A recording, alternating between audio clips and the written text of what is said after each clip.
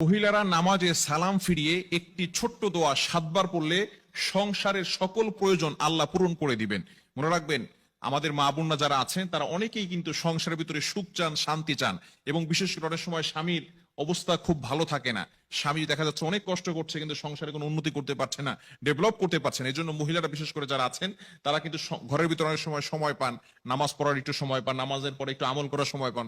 যেহেতু পুরুষরা বাহিরে থাকে, সকালবেলা বের হয় আর অনেক রাত্রে চলে আসে, এবং বিশেষ করে অনেক কষ্ট তারা বাহিরে করে থাকেন। বিশেষ করে পুরুষরাও যদি পারেন এই আমলটি করবেন। 5 ওয়াক্ত নামাজ আপনাকে মাস্ট বি পড়তেই হবে। তবে নামাজ ছাড়া আপনি সংসারের ভিতরে কখনো কোশ্চিন কালেও আপনি কিন্তু সুখ এবং শান্তি আনতে পারবেন না। একটু বলেন তো, সুখের মালিক কে? হ্যাঁ, সুখের মালিক হচ্ছেন আল্লাহ। তো ওই আল্লাহকে আপনি অখুশি করে কখন আপনার সংসারে সুখ আনতে পারবেন না। একমাত্র কাজ হচ্ছে নামাজ পড়া। নামাজ 5 ওয়াক্ত নামাজের পরেই এই ছোট্ট দোয়াটি পড়তে হবে। দোয়াটি হচ্ছে ইয়া কাদিয়াল হাজাত, ইয়া কাদিয়াল হাজাত। আপনি নামাজে সালাম ফিরানোর পরে, 5 ওয়াক্ত নামাজ আপনাকে পড়তে হবে। নামাজের পরে সালাম ফিরানোর পরেই আপনি আল্লাহু আকবার পড়বেন একবার, আস্তাগফিরুল্লাহ 3 বার, এরপরে আপনি পড়বেন ইয়া কাদিয়াল হাজাত, ইয়া কাদিয়াল হাজাত, ইয়া কাদিয়াল হাজাত 7 বার পড়বেন।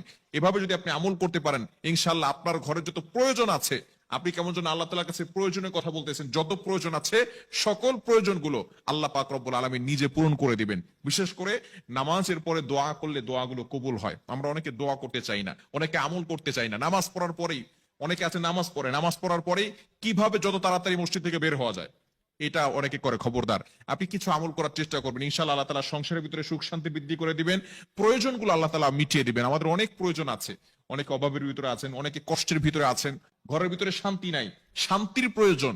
এই হাজতগুলোর জন্য আপনি আল্লাহর কাছে দোয়া করবেন, ইয়া কাদিয়াল হাজাত, ইয়া কাদিয়াল হাজাত। এখন যদি আপনি নামাজ না পড়েন, নামাজ না পড়ে যদি আমল করেন, তাহলে কিন্তু কাজ হবে না।